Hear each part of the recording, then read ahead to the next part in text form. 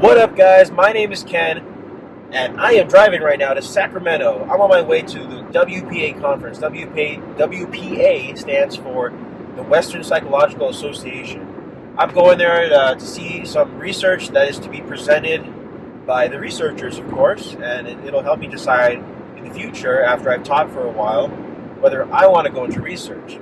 And I thought, what better time to talk about developmental psychology than at the WPA conference. So that's what I'm going to be doing today. So if you're a parent or an educator, you're going to want to listen in, because today I'm going to be talking about how violence and video games ties together, and whether or not video games causes violent behaviors in children. So I have a little less than 300 miles till I get to Sacramento. It's about 4 hours for me, but luckily there is little to no traffic right now. There's barely any cars out, this far out into California, and I love it. I'm usually in the thick of, Orange County, LA traffic, and it's horrible. I've experienced that every day I go to work. But I took the weekend off. I'm going to go explore different careers. But I can't wait to talk to you about violence in video games. It's a debate that has been going on for a long time. A lot of people disagree on it. But anyway, I'm not going to start talking about it until I get there, just because I want to focus mostly on driving right now, not vlogging. We'll see you guys at WPA.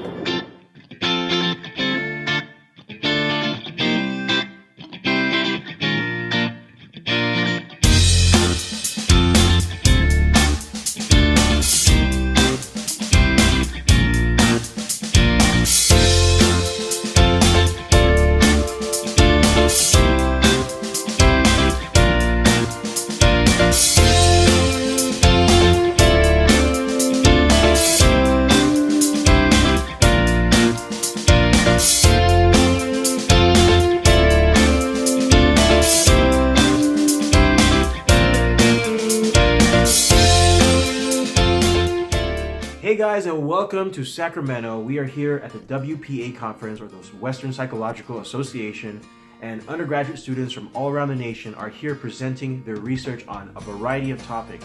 Anything from public health to engineering to child development, you name it, they're probably presenting it. There's a bunch of symposiums or talks, so I want to take some time and talk to you guys as parents and educators, or if you just take care of kids. I want to talk to you about a very, very important issue. And that is whether or not violent video games cause violent behaviors in children. When you think about things like the Columbine shooting, when you think about the shooting in Colorado, when the Batman movie was premiering, when you think about the shoot up at the gay nightclub, you sit and wonder what causes these kinds of things. And many experts and students and even regular people like you and me, they just point to violent video games and say this is the stuff that causes it. And you have to wonder, really? Is that really what causes violent behaviors? Is there some sort of connection there? And I'm here to kind of shed some light on that. So as a student myself, I've taken the time to research this topic and take some time to just study the issue, what's going on exactly. Because I wanted to find out too. I was a video game player, and I still occasionally play video games from time to time. Does that mean I'm a more violent person because I've been playing video games? I don't consider myself a very violent person. So, as you can imagine, I really want to shed light on this issue, as you might want to. Now, there was a study done by two guys in China. I'll put their names on the screen because I'm not even going to try to pronounce those names. And they did a study on how violent computer games affects violent behavior in children. And the results of the study were quite fascinating. The games they had the children play was this game called Virtual Cop 2 and Fight Landlord. They're two action-packed, violent video games, and they really wanted to see how that affected the behavior of these children. Now, they did the study on both boys and girls. What they found out is that boys actually exhibited aggressive behavior and not the girls, which is interesting. So for boys overall, their aggression did increase after playing these games, which makes sense. As a former young boy myself, when I was playing very violent video games, I would definitely feel more aggressive. Okay, So before you all freak out and say, my son is never gonna play video games ever again, just hold your horses. First, it's really important to note that this study was done based on something called the cognitive priming theory. So what's that? Just sounds like a bunch of mumbo jumbo. It's actually a theory that says that when you are exposed to something violent, even mildly violent, that it will activate a network in your mind. And this network, what it does is it reaches out to other words or related concepts in your mind that are more violent in nature. So if you see something like a soldier holding a gun, now what your mind will do is reach out for concepts like guns, like punching, like fights, war, and that'll set you in a more violent mood just by doing that. And video games, just like a movie, are consistent of moving pictures, so you're constantly exposed to all these violent images. So that's rapidly activating all these different violent connections within that network inside your mind. Something you should also know about cognitive priming theory, or priming theory for short, which is what I'll be calling it for the rest of this video, is that the longer a child plays a violent video game, the less violent behaviors they will actually show. Now, the shorter a child plays violent video games, like 20, 30 minutes, even an hour, you'll see the child in a more violent state. But if you have children who are heavy gamers, like playing 5, 6 hours, 8 hours a day, you will find that the children are very complacent and they're very calm while they're playing these games, because the effect of violent video games on children's behavior will weaken over time. In this study, the kids were asked to play for 15 minutes. So that is a really short amount of time. Now you will find very, very high aggression levels, particularly in boys, because they play for a short amount of time. So you'll see priming effect in its full glory just by playing for 15 minutes. And they were asked to take a survey answering questions based on how aggressive they thought they felt. Secondly, what's important to note about this study is that they were actually looking at how violent boys would get based on their aggressive trait. So how aggressive they were to begin with. So across the board, all boys got more violent, but to what extent exactly? And that's what these two Chinese guys were looking at in this study. There were some boys who were predispositioned. In other words, they were born with a trait that just made them more aggressive. It doesn't take as much for them to be violently aroused. Those boys showed the most aggressive behavior, or the highest levels of aggressive behaviors. And there's other children, and by the way, these children were around the ages of 9 to 12.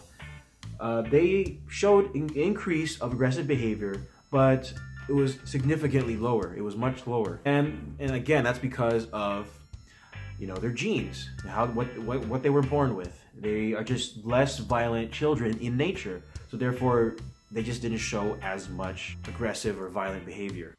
Now let's bring in some more evidence, some more research, some more articles. There were two guys whose names I can actually pronounce. Their names are Ferguson and Conjin. These guys did something interesting. They took two researchers on opposite sides of this issue of whether or not violent video games will cause violent behaviors in children. Now they had a discussion over email, and this is what they found. First, a researcher by the name of Ellie, she gives the example that an occasional smoker is not automatically at risk for getting lung cancer because they simply just haven't smoked enough. So we really can't say that violent video games automatically causes violent behaviors, because it's more complicated than that. What if some kid plays games occasionally? What if the kid plays once a week, 2 times a week, even 3 times a week?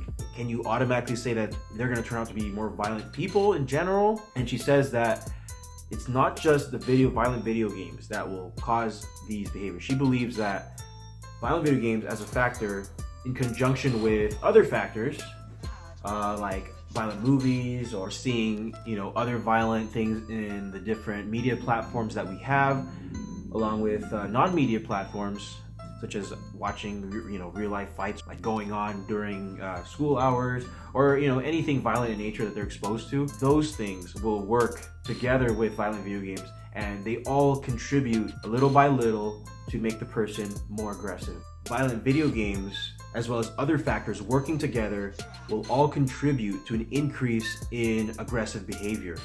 Now, Ellie states that it's really dependent on the individual and how they process the media content. So Johnny playing, Call of Duty Black Ops will process that game differently than, let's say, John. Okay, I know, like, I'm so creative with names. Than John, who plays the same exact game.